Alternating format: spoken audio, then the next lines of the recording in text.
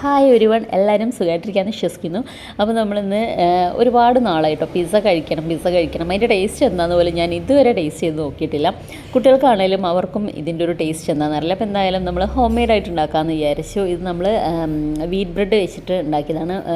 പിന്നെ ബ്രെഡും മുട്ടയും പിന്നെ പാലും അല്ലാതെ പ്രിസർവേറ്റീവ്സ് ഒന്നും ആഡ് ചെയ്യാണ്ട് പിന്നെ കുറച്ച് മൊസറല്ല ചീസ് പിന്നെ കുറച്ച് പിന്നെ ക്യാപ്സിക്കം അങ്ങനെ എല്ലാം കൂടി ഒക്കെ ഒന്ന് സ്ലൈസ് ചെയ്തൊക്കെ വെച്ച് സെറ്റാക്കിയതായിരുന്നു കേട്ടോ.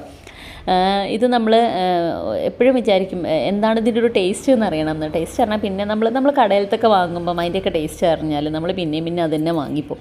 അപ്പോൾ അത് വിചാരിച്ചിട്ട് ഞാൻ വിചാരിച്ചു ഹോം മെയ്ഡായിട്ട് ഹെൽത്തി ആയിട്ട് നമുക്ക് ഉണ്ടാക്കാമല്ലോ എന്ന് വിചാരിച്ചു. അങ്ങനെ 3 മുട്ട നന്നായിട്ടൊന്ന് ബീറ്റ് ചെയ്തെടുത്തിട്ട് ഈ ഒരു ബ്രെഡ് സ്ലൈസ് ചെയ്തിട്ടുണ്ടായിരുന്നു. അപ്പോൾ അതിലേക്ക് ഇട്ടിട്ട് നന്നായിട്ട് മിക്സ് ചെയ്തിട്ട് അതിലേക്ക് പിന്നെ പാൽ ഒഴിച്ചതാട്ടോ. അതിൻ്റെയൊക്കെ എന്താ പറയുക കറക്റ്റായിട്ടുള്ള ഇൻഗ്രീഡിയൻസ് ആ ഒരു ഇതിൽ തന്നെ ചെയ്തതാണ്.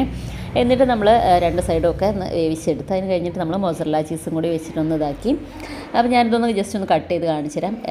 ഇവിടുത്തെ കുട്ടികൾക്കും നമുക്കായാലും എന്താ ടേസ്റ്റ് എന്നൊന്ന് അറിഞ്ഞാൽ മതി. ഭയങ്കര വലിയ ആർഭാടാക്കൊന്നും വേണ്ടാന്ന് വിചാരിച്ചിട്ട് നമ്മളങ്ങനെ ഏതായാലും ഞാൻ സക്സസ് ആയി.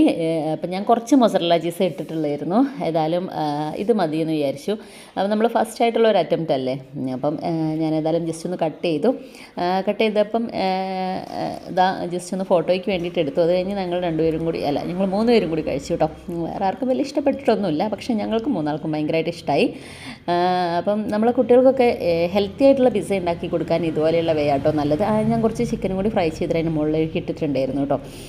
അപ്പം ഇന്നത്തെ വീഡിയോ ഇത്രയേ ഉള്ളൂ. ഇഷ്ടമായിട്ടുണ്ടെങ്കിൽ ലൈക്ക് ചെയ്യുക. Bye, thank U.